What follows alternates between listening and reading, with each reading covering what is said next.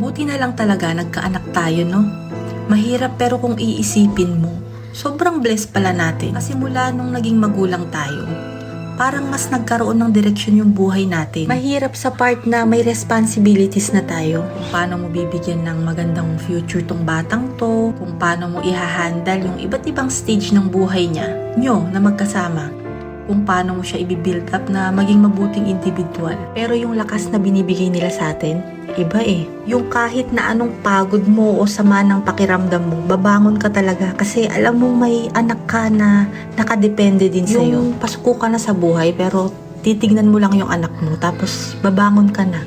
Lalaban ka na ulit. Yung mga bagay nga dati na hindi natin nagagawa, na akala natin hindi natin kaya.